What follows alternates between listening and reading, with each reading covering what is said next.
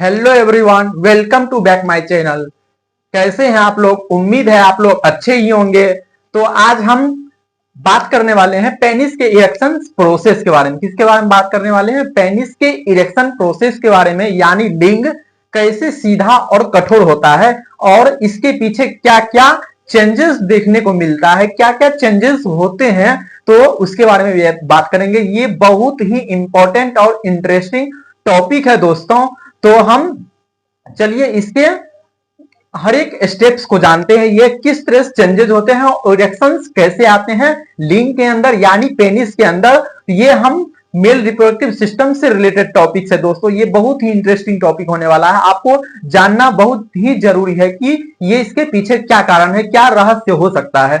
तो हम यह टॉपिक लेकर के आए हैं आपको, आपके लिए। तो चलिए हम बिना टाइम को वेस्ट किए हुए हम शुरू करते हैं कि इरेक्शंस एक्चुअली में आता कैसे है पेनिस के अंदर यानी लिंग के अंदर। तो चलिए हम स्टेप बाय स्टेप कवर करते हैं। तो सबसे पहला हमारा क्या स्टेप है?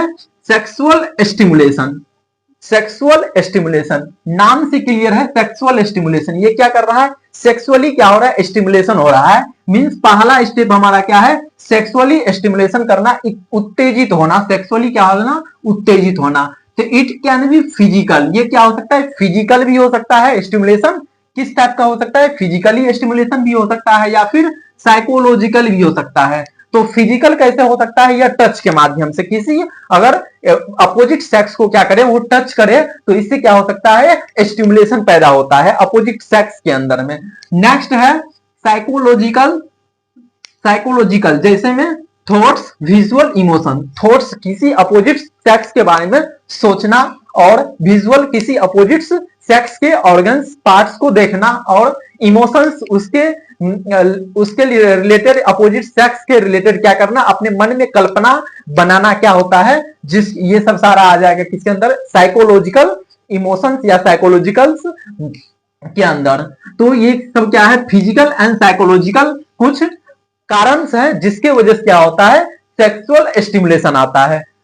अब उसके बाद क्या होता है? ये फिजिकल और साइकोलॉजिकल थॉट्स जो या कुछ इस टाइप्स के आते हैं, उसकी वजह से क्या होता है? तो brain sends signal to the spinal cord and then send to the nerves of the penis. उसके बाद क्या होता है? अगर ये फिजिकल और साइकोलॉजिकल थॉट्स वगैरह इस टाइप का आते हैं, तो उसके बाद क्या होता है? ब्रेन इस सिग्नल को भेजते हैं कहां पे? कहां पे भेजते हैं? पेनिस के नर्व्स के पास। किसके थ्रू भेजते हैं? ये किसके थ्रू भेजते हैं? स्पाइनल कॉर्ड्स के थ्रू। जब क्या होता है? फिजिकल और साइकोलॉजिकल थॉट्स या टच इस टाइप का कुछ अंदर में किसी इंडिविजुअल्स के अंदर में ये जागृत होता है या फिर स्टिमुलेशन आता है, तो इस स्टिमुलेशन के कारण क्या करता है? ब्रेन उस सिग्नल्स को कहां भेजता है? पेनिस के अंदर जो क्या नर्व्स मौजूद है उसके में सिग्नल्स को भेजता है by the help of spinal cord. Spinal cord के माध्यम से उसको सेंस करता है। अब नेक्स्ट देखते हैं क्या स्टेप है। अब है नर्व्स एक्टिवेशन। अब क्या होगी? नर्व्स एक्टिवेट हो जाता है। किस कहां का नर्व्स एक्टिवेट होता है, हम ये जानने की प्रयास करेंगे। तो पारासिम्पैथेटिक नर्व क्या होता है? पारासिम्पैथेटिक नर्व्स S2, S3 और S4 क्या होता है? एक्टिव हो जाता है। ये जो हमारे बॉडी में पारासिम्पैथेटिक नर्वस सिस्टम है वो क्या हो जाता है? बहुत ज्यादा एक्टिव हो जाता है। वो कौन सा है? S2 और S3 और S4। ये किसका है? सेक्रल नर्व्स है। Sacral S2 nerve, sacral 2 nerve, sacral 3 और सेक्रल 4 नर्व्स क्या होता है? एक्टिव हो जाता है, जिसकी वजह से ये नर्व्स क्या करता है? This nerve release a chemical messengers called nitric oxide. और उसके वजह से क्या होता है? ये जो S2 से लेके S4 जो सेक्रल नर्व है उसके वजह से क्या होता है? एक केमिकल मैसेंजर रिलीज होने लगता है जिसका नाम है nitric oxide, NO। Nitric oxide release होना शुरू हो जाता है। तो नेक्स्ट अब क्या स्टेप आता है? हम उसकी बात करेंगे। Dilation of artery. उसके बाद क्या आता है? Dilation of artery. अब दोस्तों हम ये देखने वाले हैं कि ये नाइट्रिक ऑक्साइड जो रिलीज हुआ है, अब ये क्या रोल प्ले करता है आगे चल करके। तो nitric oxide causes dilation of artery. अब ये जो नाइट्रिक ऑक्साइड जो रिलीज हुआ है ये कॉज करता है किस चीज का? आर्टरी को डायलेट करने में क्या करता है, आर्टरी को डायलेट करने में हेल्प करता है, बहुत ज्यादा कारण बनता है आर्टरी को डायलेट करने में, जिसकी वजह से क्या होता है, cause that supply to the penis, किसके पास, जो आर्टरी नाइट्रस ऑक्साइड जो मतलब नाइट्रस ऑक्साइड जो रिलीज हुआ था, ये नाइट्रस ऑक्साइड रिलीज होने के कारण आर्टरी में डायलेशन होती है, कहां की आर्टरी में, जो पेनिस को सप्लाई कर रही है, तो उस आर्टरी में ज्यादा से ज्यादा ब्लड जा सके, इस वजह से क्या होता है, डायलेशन होना शुरू हो जाता है। एज ए रिजल्ट, जिसके वजह से क्या होता है, more blood flow into the erectile tissue, जिसकी वजह से क्या होता है, ये आर्टरी में डायलेशन होने की वजह से ज्यादा अमाउंट में क्या होता है, ब्लड फ्लो होने लगता है, कहां पे, इरेक्टाइल टिश्यू, कहां के इरेक्टाइल टिश्यू में, पेनिस के इरेक्टाइल टिश्यू में ज्यादा से ज्यादा ब्लड फ्लो होना शुरू हो जाता है।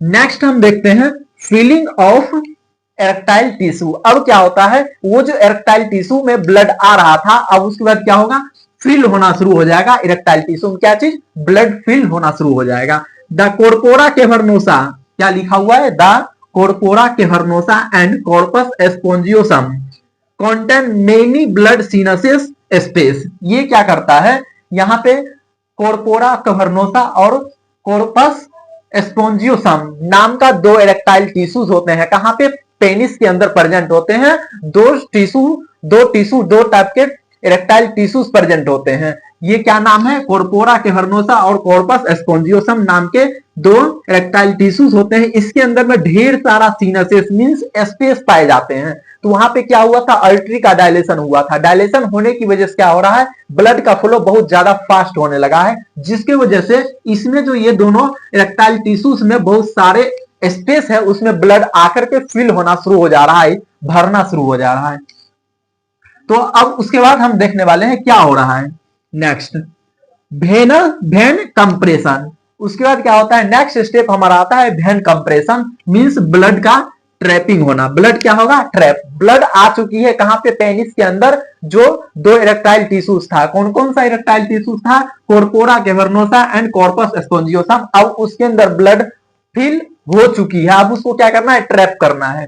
तो ट्रैप कैसे होता है, ये हम देखने वाले हैं। The expanding erectile tissue compresses the when that normally drain blood out. अब जो वहां पे क्या होता है, एक्सपेंड जो हो चुकी है, क्या एक्सपेंड हो चुकी है, वहां पर जो इरेक्टाइल टिश्यूज थी वो क्या हो चुका है, एक्सपेंड हो चुका है। एक्सपेंडिंग होने के कारण क्या होती है, वहां पर जो वेन मौजूद होती है, कहां पे, पेनिस के अंदर जो वेन्स होती है, वो जो मौजूद होती है, वो क्या करता है, नेक्स्ट ब्लड जो आ चुकी है उसको वापस करने में हेल्प करता है। तो वहीं पे क्या होता है, जो उधर से एक्सपेंड हो चुकी थी, ब्लड फिल हो चुका था इरेक्टाइल टिश्यू में, वो इस टिश्यू के फैलने की वजह से वेन क्या होता है, कंप्रेस हो जाता है। क्या होता है, वेन कंप्रेस हो जाता है, जिसकी वजह से क्या होता है, ब्लड ट्रैप हो जाता है पेनिस के अंदर। क्या होता है, ब्लड ट्रैप हो जा रहा है पेनिस के अंदर, जिसकी वजह से इरेक्शन मेंटेन रह जाता है। क्या होता है, इरेक्शन मेंटेन रह जाता है।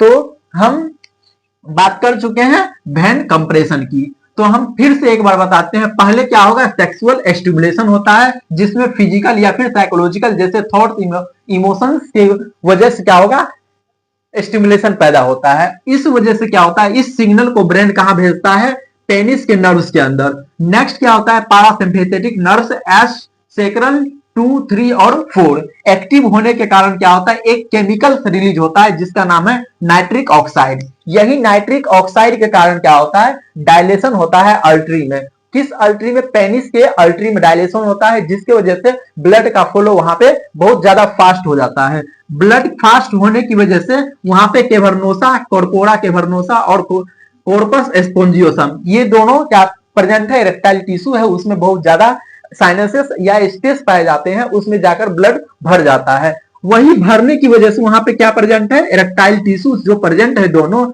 वो एक्सपेंड हो जाता है। एक्सपेंड होने की वजह से जो वहां पे नर्व्स है, वो उस नर्व्स में क्या हो जाता है, दबाव पड़ने लगता है, कंप्रेशन पड़ने लगता है, जिसकी वजह से उस जो वेन्स जो है वापस ले जाता है ब्लड को, वो नहीं ले पा जाता है, नहीं ले जा पाता है, जिसकी वजह से क्या होता है, ब्लड वहां पे ट्रैप होना शुरू हो जाता है, जिसकी वजह से क्या होता है, ये जो इरेक्शन मेंटेन रहता है। तो नेक्स्ट हम देखते हैं और पॉइंट क्या है।